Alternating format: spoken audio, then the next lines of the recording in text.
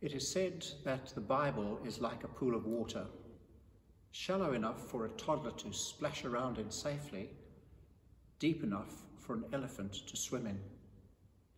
We all know what the Bible is, but I suggest a good many of us Anglicans are only vaguely familiar with what to expect once we turn the pages, and even less confident at where, what, and how to read and understand what we find there.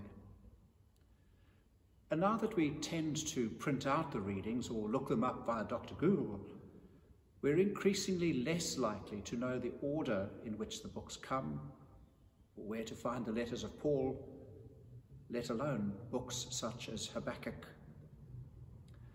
Over the next 8 weeks, I hope to offer some roadmaps which may help in exploring the Bible, how to find our way around it, and show a little of what I call the big story. I don't pretend to be a biblical scholar, but I have read and taught the Bible for many years, often introducing it to people who know little about it. My hope then is that some will find a way into the Bible and so be able to start paddling.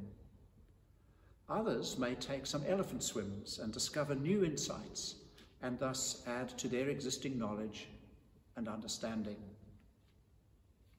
So what is the Bible? For me, the first thing to be clear about is that the Bible is a collection, a library of books. There are two main sections, the Old Testament, also known as the Hebrew Scriptures, and the New, or Christian, Testament.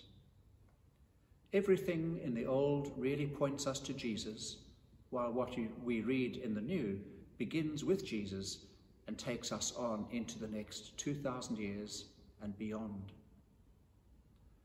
And the most important page in the Bible? The contents page.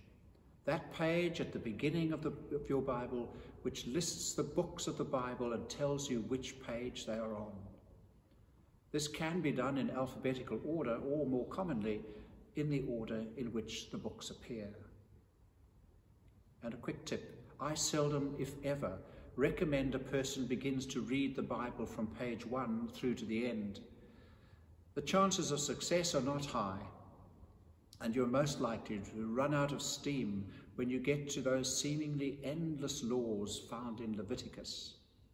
And no one walks into a library and starts reading from the first author whose name begins with A. No one, that is, other than one of my daughters, who announced that she had determined to do that with her high school library. I must ask her whether she succeeded or not. If you have a Bible, why not spend some time paddling by looking at the contents page? Notice how it is organized. Does your Bible use subheadings? Try out some of the less familiar names and notice where the Old Testament begins and ends and where the New begins. And next time we'll look at some of the different types of literature that are found in the Bible.